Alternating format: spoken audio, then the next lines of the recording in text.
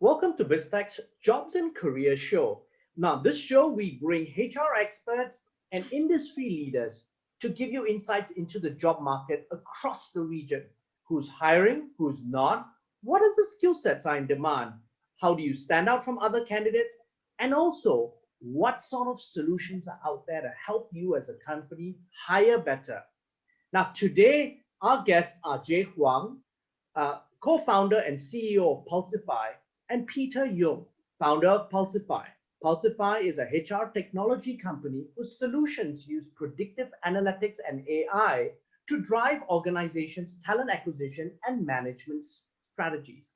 Now, welcome to the show, gentlemen. Thanks, Brian. Thanks, Brian. Nice to meet you. Now, gentlemen, what inspired both of you to start Pulsifi? So Jay and I working in careers for many years already. I mean, I've been an entrepreneur for the past 20 plus years. And through our journey, I think what we learned is that all organizations, whether small or large, young or established, are struggling with hiring, retaining people, and developing their people, right? At the same time, what we realize that a lot of people actually don't look forward to work on Mondays. And there must be a reason for that, right? So this is a big problem that we see needs to be solved. And our vision is to use data to help people better understand themselves and organizations better understand their people so that the people and these organizations can achieve their full potential. Okay, now Jay, I want to ask you, what are the specific gaps and the pain points that your solutions address?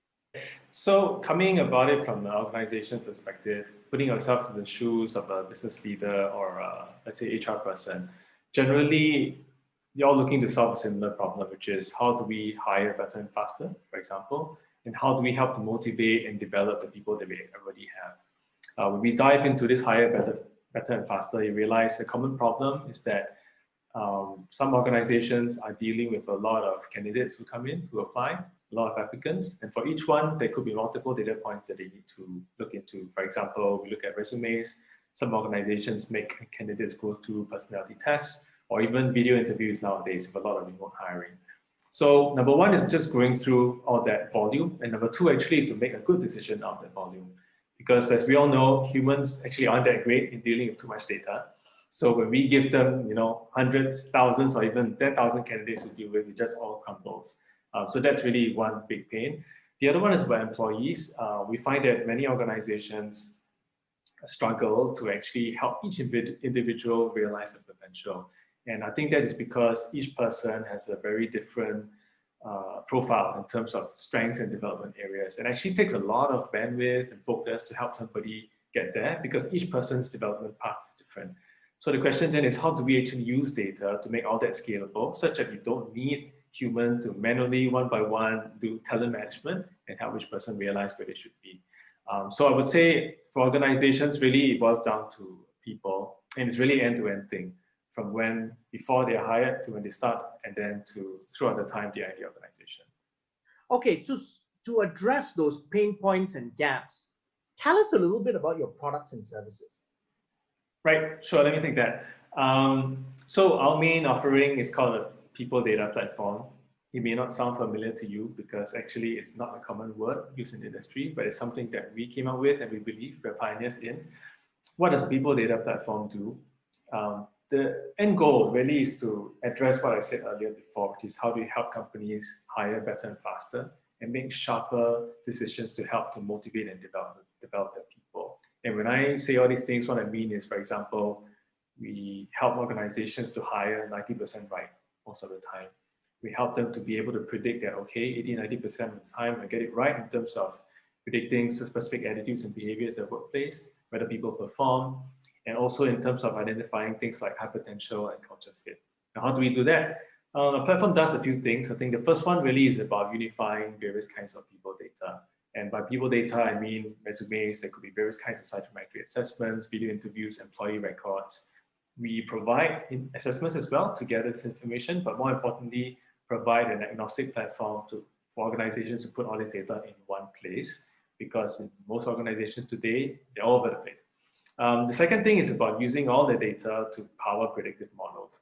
And why predictive models is because you want to be able to say, for example, what causes people in certain roles to actually succeed by analyzing the people who are great and the people who are not so great, for example. And this could be very specific to each role, to each organization, or each industry. And using all the data, then we can also predict how each person is likely to perform against that desired success, as well as even very behavioral driven things like, would I see good leadership, teamwork, communication, adaptability in specific people. And once we know so much about people and their fit to certain roles and culture, we can start to make recommendations. So for example, out of 0 to 10, can I give this person a score 8 out of 10 to say that, I recommend you interview this person and potentially hire, or I can say, okay, for culture fit, not so good, these are some areas we need to work on. And for existing employees, we can even recommend very personalized development steps and content. I'm gonna get your insights, Pete. Give us an example of how the software actually helps your customers. So give us some specific examples. So if you look at it, I think a baseline of where Pulsifi is going towards is building AI to help companies make better decisions. And the focus is on quality. So for example, if you look at the case of Nestle, in benchmarking what is working within their company and who are the good hires and the top performers, and again, what are the gaps of people who don't perform, we built an algorithm to help them in hiring. And in terms of that benchmark, it was qualified, and 90%, 97% of the people that we qualified or we ranked who were potentially top performers turn out to be top performers. From speed and efficiency, it's about quality as well. Okay, so you talk about speed and efficiency. Can you quantify the time and monetary savings? Could either of you quantify the time and monetary savings which you claim to have achieved for your clients? Sure, I think we can do it from a percentage basis. I think generally what we found is that we can cut up to 70% of the time in the entire recruiting process, man hours. And why is that? It's because now a lot of that screening is done by our platform rather than having humans read through resumes, analyze psychometric assessment reports. So that is actually 70% reduction in time taken, so that the time can be focused on interviewing, right? Or even convincing candidates, why should you join us? And on that aspect, we're also able to cut maybe up to 40% of interviewing time. Because in the past, for every 5 candidates you interview, you find that a couple of these people just aren't right. And then within 5 minutes, you really want the interview to end. But what we do is to reduce that happening. So most of the time when you interview somebody, it's a person that's really highly qualified and highly fit. In that case, one of the key challenges with this sort of models is the fact that you tend to screen out based on algorithm. What happens with left field candidates who don't fit a standard template? So let me give you an example. So someone, for example, who you're recruiting for a bank and your software goes through these models, and then there is this person who basically worked in the telecommunications industry and the tobacco industry, but actually has all the right skill sets to work in marketing in the bank. How do you account for a person like that?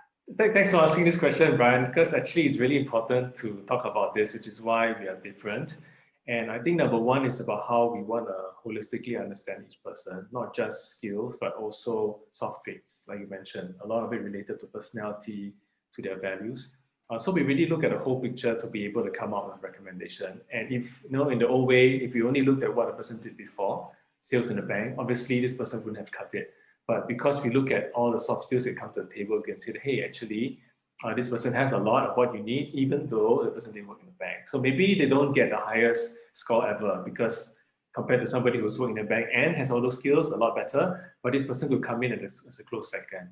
So there are many times where we've actually been able to help customers to look at it differently. With Nestle, we had this really good example. They were actually looking to hire a certain role in human resources. And generally, we either look for somebody who's done HR before or trained in HR within the field. And then, interestingly speaking, a platform came across this candidate who was a biochemistry major. Okay, but like as you said, Brian, the soft skills look really good. So we actually highly recommended Nestle, please interview and see what happens. So they interviewed and they actually hired her, and she was the best HR hire for the year. Now, who are your Peter? Who are your key customers currently, and do you only focus? When I looked at your website, you seem to have very large enterprise customers, but is that your primary focus? Yes, one of the reasons is that we are a data company and our algorithms become much stronger when there's volume. And again, with large companies, the volumes are much larger. So we solve a bigger problem. So yes, our key target customers include large global MNCs and large local corporates. Guys like Nestle, Reckitt, Heineken, KPMG, and large local corporates like Singtel, Malaysia Airlines, UOB, etc. Pete, what is your business model? Do you charge as a normal enterprise on a per seat basis, or what is your charge model like? We are an enterprise SaaS, and it's typically by number of recruits or number of people within the company that we're profiling. Okay. Now, Jay, you are in a space which is very crowded. I mean, there's a plethora of solutions out there that you need to either work with or replace. Who do you see as your direct competition, and what makes Pulsifi unique? Why should I buy you if I was a HR director of a large company? Yes. So like I said, Brian, so our offering is people data platform, and we haven't come across any company in the world who has the same approach as us, right? And to be honest with you, in the early years of our company, not many people in the industry even got what we're trying to do in terms of bringing all the data together and being able to have powerful central models that can guide decision making every step of the HR journey. Because most people tend to look at it as smaller problems, like I need help hiring, or I need help training my people, I need help to engage my people. So what happens then, even though our platform has a pretty good vision, we end up competing with smaller players in each of these areas. So for example, there are various applicant tracking systems and hiring solutions that we have to compete with. Yeah, correct. So you've got your things like SuccessFactors, which has an applicant tracking module. You have various other like Connexa and things like that who also have that. Yes. So how do you fit into this whole equation? Yeah, exactly. So if we were to compete with those guys, it wouldn't make sense. Actually, that's not what we are built to do, right? So applicant tracking system, for example, they run the process really well. But for us, it's not so much focused on the process, but focused on the analytics. So what happens then is we end up partnering these companies to be able to give a better solution. So yes, we partner them. So with SuccessFactors, for example, we actually integrated into their system. And somehow, over the line, over the years, 70–80% of our customers end up being SuccessFactors customers as well. But the idea really is to strengthen each other. And I think SuccessFactors sees that we bring value in terms of the analytics perspective, in addition to all the data that they hold in their platform. So that's where the benefit is. I think the other main category also are things like assessment providers. As you know, there are many in the market. They've been around for many decades. Yeah. So we also provide assessments as part of our platform. Right. But not really to compete with those guys, but really to complement. Because, for example, in most organizations, they don't do assessments on everybody. They could be expensive, right? But then they could be a common denominator that can be used across the board, and that's where we come in. Cost saving for companies, because essentially you're spot on. You can't afford to do it. So a lot of times you do it with senior management or middle management, and then you kind of not do everything. And even then you do it selectively, because it sometimes costs 300 to 500 or something just for a single assessment, maybe more if it's a senior management person. Correct. So absolutely. What you're saying is your solution then helps customers save money from an assessment standpoint. Yeah. And there's another benefit, which is to solve the fragmentation problem, because the reality is most companies use many different assessments. They could be assessing different things, or they could be assessments for different people. For example, the directors get an expensive one, and then managers get a slightly less expensive one. So when we can onboard all these into our platform, it becomes a common denominator that HR can use to understand everybody across the board, and then the models can work really well. And your models are learning models. So essentially, the AI, it gets better as you run more candidates through the system. Yes, absolutely. So just now Pete mentioned, we look at Nestle, 90+% of the time we hire the right person for them. The idea then is to look at how people perform 6 months, 12 months down the line and use that to refine the models. We also get a lot of collaboration with customers whereby the managers, in addition to providing performance data, they also have to provide a lot of reviews and ratings, like, do people exhibit these behaviors as we predict? When I interview somebody, I find them energetic. Why is that the case? And then we can break them down into smaller traits. So a lot of collaboration with customers in order to train the models, but thankfully they do see a long-term benefit. Yeah, and also now you've got experience curve effects because there's enough throughput through the system, and the system is now becoming better and better. Could I just add one point, Brian? Just to put the point of again, competitors and how Pulsifi is different, right? So again, from a layman point of view, if you're looking at hiring somebody, what are his hard skills relevant for the job? Has he got industry experience? Has he got the right mindset? Is he a cultural sync to our company? All these are different data sets, right? And all these data sets need to be used when making a decision on who's the best potential hire. There is no platform in the world that puts together all this data. Okay. Right? So yes, that's again the difference between Pulsifi and the rest of the competitors in the market. Okay, let's zoom out a little bit and talk about HR transformation, because that's been a buzzword for the last couple of years, and people have done it to various degrees. Now, looking at your regional experience in terms of all your customers across Southeast Asia, what do you think are the common struggles and challenges that businesses face when they really they decide, hey, we need to transform ourselves from a HR perspective? Yeah, actually, before we get the transformation, Pete, we have this view on a bigger problem. Maybe you can share that. Yeah, so actually when you talk about transformation, so let's give you a point of view, Brian. Okay. If you talk to any key business leader and ask where his focus, priorities, and budgets go, most leaders and companies would focus and invest in what they call investable outcomes, right? So I'll focus to increase my revenue, for example, right? Or I'll focus on a better product team to be able to build a better product, right? Yes. But what a lot of leaders fail to recognize, or actually do recognize, is that to be able to build great products or to build great sales, you need a great team. It comes down to people. Then ask the leader, okay, so how much focus and priorities and budgets do you put on people? Actually, the focus may not be as high as sales or product, Correct. let's say, for example, right? And that's where we actually think the focus should change, because it's all about people. So I think that's the biggest tip or ask that we have of business leaders, is really get to the foundation of things and really transform your organization by understanding it's all about people. And if you want to help understand your people and how they can be better for your organization, that's how companies like us are there to help. And I think, Pete, that's a very good point, because a lot of times, and you even see this in across the region in even pretty large companies, HR is parked under the CFO. Now, if that happens, then you understand that organization doesn't really think that the people are the mission critical thing. Otherwise, that HR director person sits at the same level on the C-suite, just like he or she would in any multinational. Now let me ask either of you gentlemen, what do you think HR leaders are most concerned about, especially as a result of this pandemic? I've actually spoken to a bunch over time. And actually, I think there's a good half of HR leaders who really want things to go back to normal, right? Which is go back to how things were. But there's also another half who really appreciate how the pandemic has accelerated a lot of transformation within HR that's taken a long time.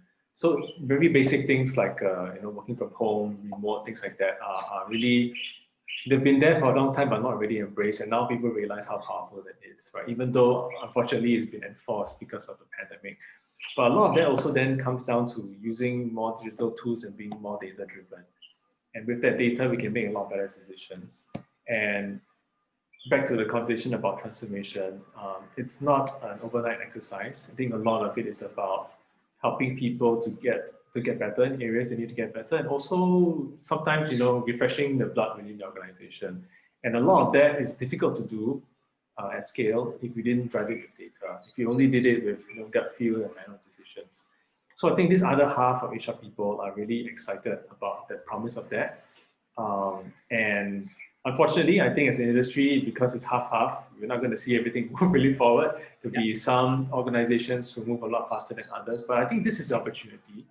The organizations who pull ahead will be so much better than the peers who choose not to, right? And I think that's exciting for us to be able to partner with those that want to. But from a vision perspective, we want to improve, change the world like many startups do. We really hope to be able to partner and handhold those organizations who are even more conservative. Now, Jay and Peter, final question. And this is really targeted at HR leaders as they embark on their HR transformation journey, or put a real focus as a CEO, put a real focus on improving their people and also their culture within their organizations. What 3 lessons would either of you perhaps share with HR leaders to help them in this journey? One lesson for entrepreneurs and business HR leaders alike is the tip, maybe not say lesson, but really think big. Because if we don't think big, we'll never be able to do anything different from what we're doing today. And as entrepreneurs, for example, a company based out of Southeast Asia, our vision was to go global, right? And of course, right now, I won't say we're global, but definitely we've got global customers and we're expanding out the region really fast. So thinking big and doing it actually is possible, right? And for many business leaders and HR leaders, same thing.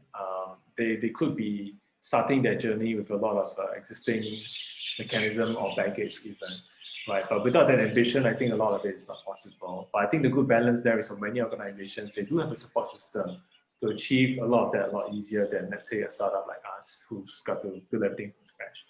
Yeah. So for me, I think big is one big one that drives me and the team. And Peter, any thoughts from you? So I will do a contrary point of view, which is think big but look small. Okay. And the bottom line is, if you want to really think big, you need to understand what the problem is and what the opportunities are, and only data can tell you that, right? And that's where we help in understanding people using data, and we help you look small to be able to achieve your big. Gentlemen, it's been a pleasure having you on the show.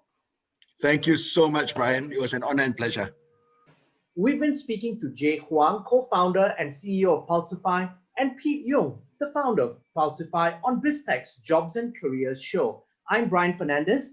Check out www.biztech.asia for business and technology conversations. We're also on our LinkedIn and Facebook pages, so please subscribe and like our various platforms. Thank you very much for tuning in.